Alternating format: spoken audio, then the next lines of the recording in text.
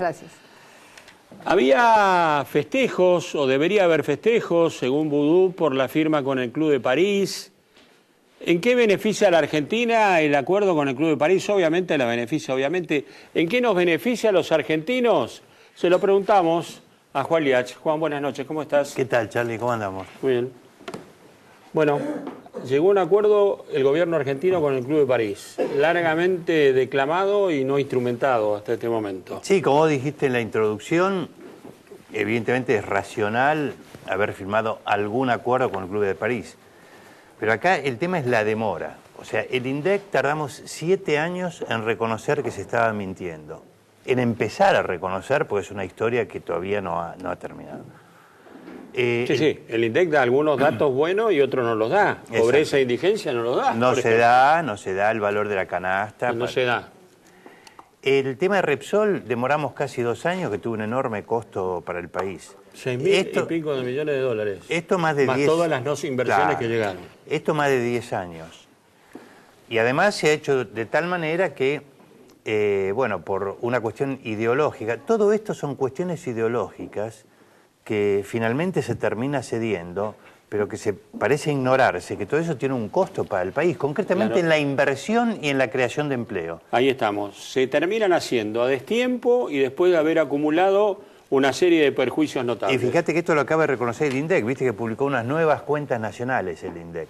De acuerdo a estas nuevas cuentas del Producto Bruto, etcétera, nos venimos a enterar que de 2004 al 2013, Argentina, en vez de invertir, como se decía antes, 22% del Producto Interno Bruto, ¿a cuánto invertido? Ha invertido 18%. Esto es una diferencia de 30.000 millones de dólares. El gobierno decía, hay 22% de inversiones. Y ahora es 18%. Ahora te la corrige y tienen 18%. Como corrigieron el crecimiento. Exactamente. Como corrigieron la inflación. Esto vale 30.000 millones de dólares menos. Y en esto ha tenido que ver todas estas demoras que yo acabo de mencionar. Entonces, acá se trata de disfrazar de una cuestión ideológica algo que es meramente práctico.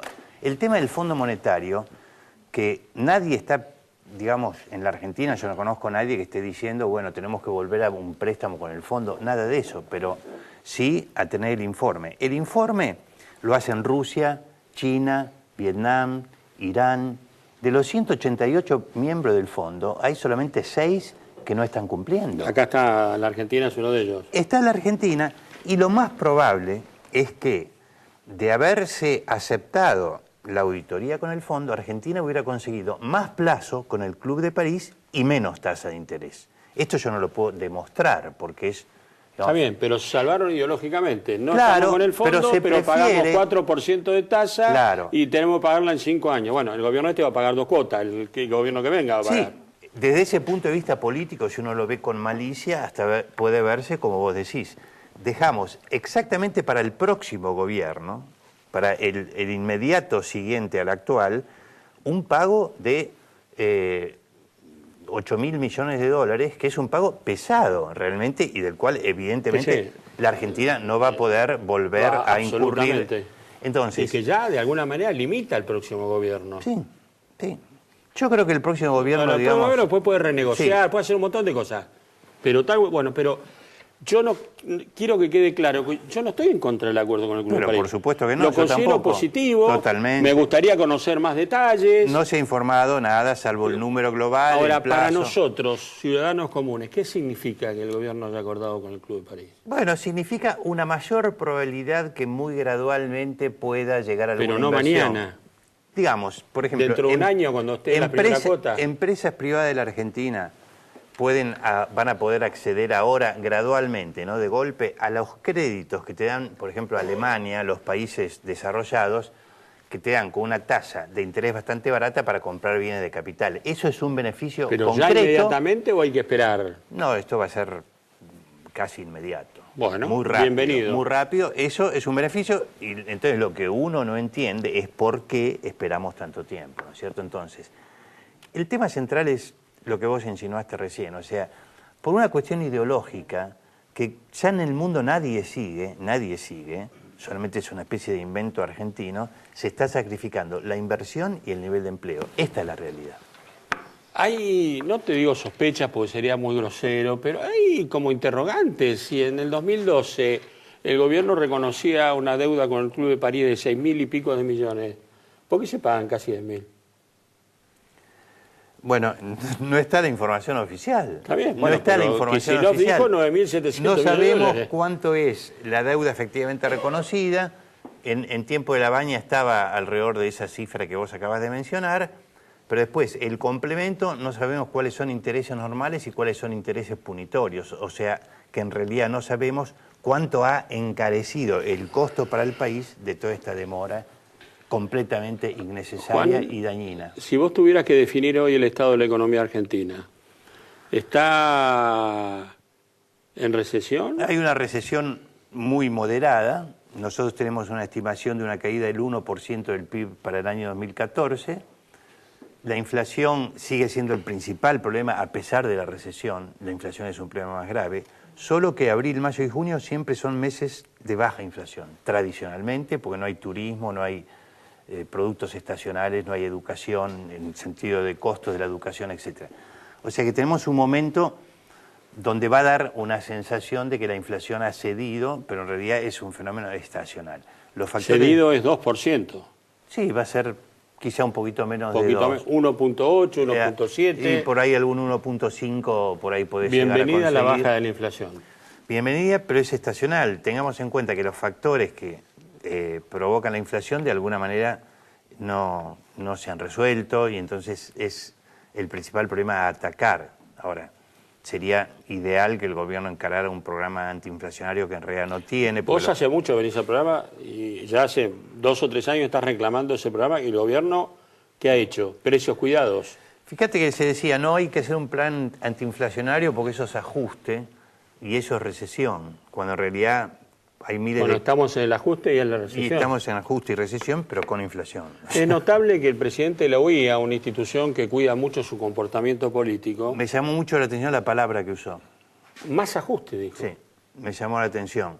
Porque yo creo que es errónea esa palabra, es errónea, porque si las cosas se hacen bien, si vos alentás que venga inversión, puede ser que algunos rubros del sector público, que son ciertos subsidios groseros que favorecen a los sectores pudientes, haya que reducirlo, pero si vos simultáneamente estás atrayendo inversión, el nivel de empleo puede aumentar en vez de disminuir. O sea que la palabra ajuste yo creo que es errónea porque hay otros caminos que no son de ajuste con los cuales podrían resolverse los problemas. ¿Cómo está el empleo hoy en la Argentina? Y el empleo yo diría que está bajando levemente, ¿no? Todavía está resistiendo. Hay un sector que claramente está muy perjudicado, que es todo el sector de bienes de consumo durable y en cierta medida de bienes de capital, con automotriz a la cabeza, motos, y la automotriz etcétera. Trabada por un problema con un autopartista. Se habría resuelto ese problema, se habría resuelto. Te digo lo que yo sé. Por ahora. La presidenta ayer le tiró el bulto a Scioli, Sí. le dijo, basta de sonreír y resolvamos los problemas. Terrible fue. Declaró el Ministerio de Trabajo la conciliación obligatoria, que los despedidos aceptaron, pero yo no sé si la empresa lo aceptó todavía. No sé. Y Esmata ha dicho, y la propia ministra de Industria dijo, que los despedidos no había que reincorporarlos. Bien, el sector... Yo lo que sí sé, pues yo vengo de Escobar, que los bloqueos que había los levantaron. Los levantaron. No, el problema del empleo en el sector industrial en este momento es un problema candente.